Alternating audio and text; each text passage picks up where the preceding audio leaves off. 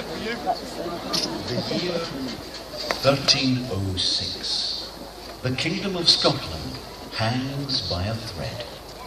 William Wallace, the people's champion, is dead. Betrayed by his own countrymen into the hands of England's formidable warrior ruler, King Edward I, Longshanks. The little remnant of hope for the nation lies with two bitter rivals and claimants to the empty throne, John Cummin and Robert de Bruce. At Greyfriars Monastery in Dumfries, tempers flare. Cummin is stabbed by Bruce's own hand. Lying in a pool of blood, his men finish the job. Seizing the opportunity, Bruce moves quickly to ascend the throne at Scone and is crowned King of Scots. The success, however, is short-lived. Joining forces at Perth, the English and the Cummins descend upon Bruce's army and destroy them at the Battle of Medford. Narrowly escaping with a much-depleted force, Bruce is ambushed and flees the mainland. The situation seems hopeless.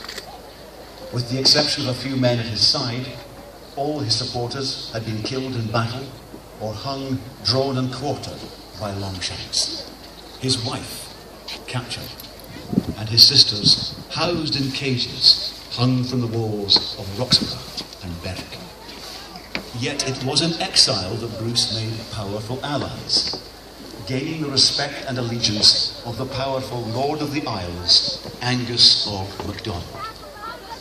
1307, Bruce returns to Highlander and Lowlander, Norman and Celt, clan by clan, all the nobility and common folk alike.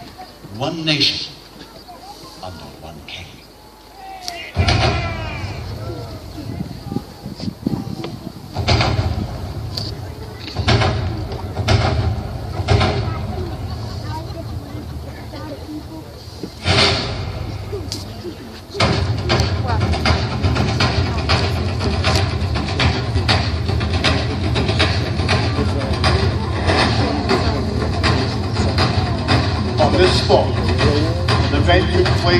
Alter the course of Scottish history. Robert de Bruce, King of Scots, is scouring the land, awaiting the English army. The English are here! The great host is marching down the road of Rome! The English are coming! Robert de Bruce's small force of around 8,000 men are well prepared. Upon the Roman road, he has dug pits on either side to halt the English advance. Small pits about the depth of a man's knee to break the English cavalry charge. Bruce scours the area. Give cheers to your king! Hooray! Give cheers to your king! Hooray! The Scots are outnumbered almost 3 to 1, lightly armed, with 15-foot spears with iron tips. The English army themselves, a superior fighting force numbering almost 22,000. There's a huge supply line, farriers, with their huge destriers and knights are ready. There's a supply line of men, archers, alewives. All supplies are also coming with this army.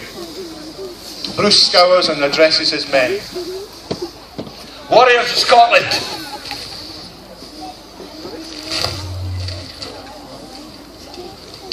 now is the hour. The English come. But bloody the roads today. You have to drive them back. Are you ready? While Bruce is addressing his men, Sir Henry de Bohun, the Earl of Hereford's nephew, arrives with the vanguard. Seeing the Scots king armed only with a light axe, he charges at Bruce in single combat in a challenge that Bruce cannot deny. The English Earl is armed. Ooh! The English Earl is armed. That's more like it. The English Earl is armed in full armour on a heavy warhorse known as a destrier. He sees his opportunity to kill the king. If he can strike the king dead now, the war will be effectively brought to a close. This young, arrogant knight, full of bravado, seizes his opportunity. He lowers his lance, preparing to kill the King of Scots.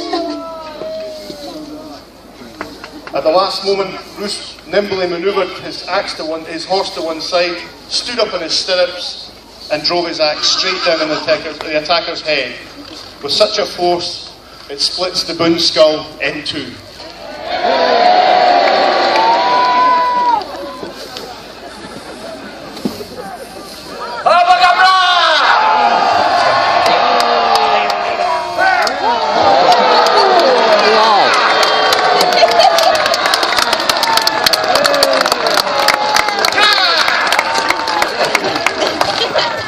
According to one chronicler, poor de Bohun's skull was split from his head to his chest bone. The Scots cheer in admiration of the king.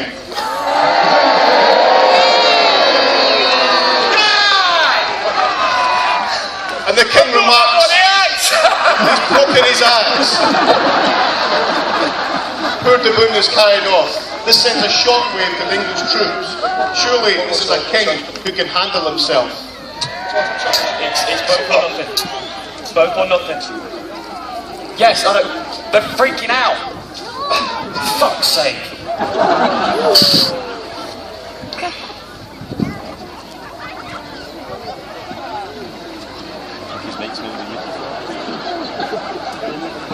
Is that the script, I wonder?